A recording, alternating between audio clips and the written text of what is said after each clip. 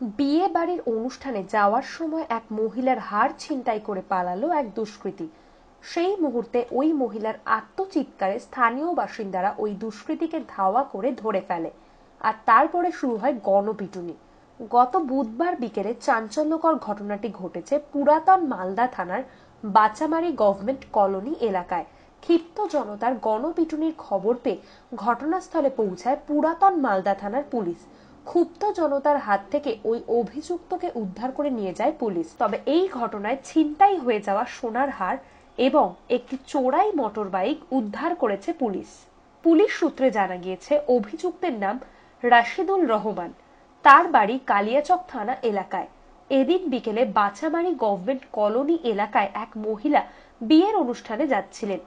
ফাঁকা রাস্তায় ওই মহিলাকে দেখে অভিযুক্ত ওই যুবক গলায় সোনার হার ছিনতাই করে পালায়, এমনটাই অভিযোগ উঠেছে।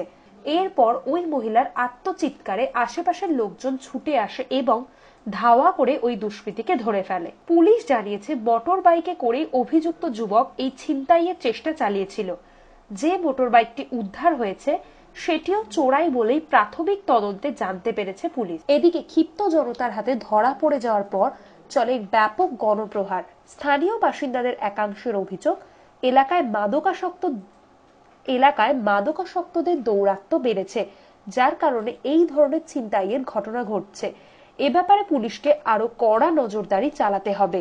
ছিনতাইয়ের গোটা ঘটনাটি নিয়ে তদন্ত শুরু করেছে পুরাতন মালদা থানার পুলিশ।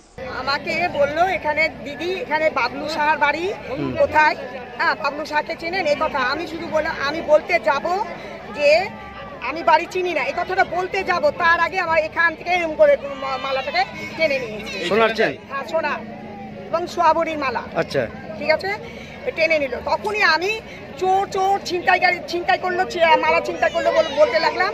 রাজাদা আসছিল, রাজাদা বাইক করে আসছিল। তখন রাজাদাকে বললো, রাজাদা আমার মালাটাকে ছিনতাই করছে। তখন রাজাদা ওকে ধরলো।